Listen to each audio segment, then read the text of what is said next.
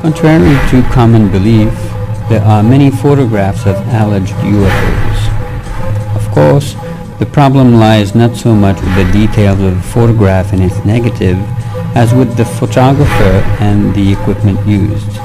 One must be careful to fully document seemingly unimportant details. Many older UFO photographs remain useless artifacts because the investigator could not obtain all relevant background information. The object resembles a stereotypical flying saucer. The frame showed a subject centered within the frame.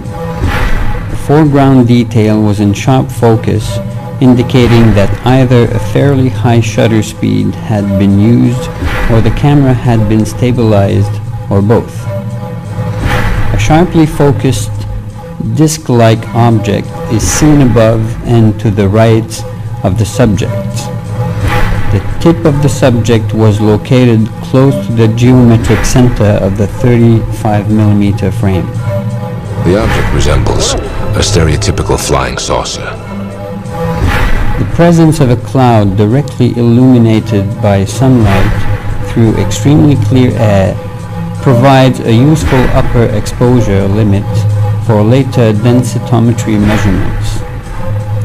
Dark shadows seen within objects in the foreground provide a lower end to the exposure. The object resembles a stereotypical flying saucer. The atmospheric clarity makes it almost impossible to judge the separation distance between the camera and the object by means of an extinction coefficient calculation. This photographic image of a disk is not uncommon. There is a large context of drawings of purported UFOs into which this object fits.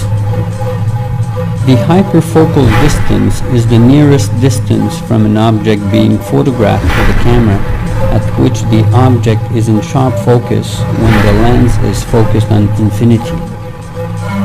For a 5mm focal length lens and f11 aperture, the hyperfocal distance is 15 feet.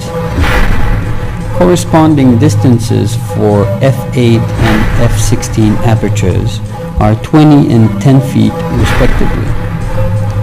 Thus, the airborne object in question must have been farther than 10 feet and probably farther than 20 from the camera. The object resembles a stereotypical flying saucer. The camera is of the automatic exposure type, meaning that all one needs to do is insert the film, preset the correct ASA number for the film used, aim and manually focus the lens for the best focus, and press the shutter release. Both shutter speed and aperture adjust automatically for best exposure. The actual camera settings used can only be inferred. A film with an ASA 100 exposure index would have automatically preset a shutter speed of 125th second at an aperture of f11 for the ambient seen luminance that was present. Finally, the negative was in very good condition and did not have any visible scratches, major blemishes, or other defects. The roll of exposed Kodak film was developed commercially. It was then that the photographer noticed the strange aerial disc in the clear blue sky. The object resembles a stereotypical flying saucer.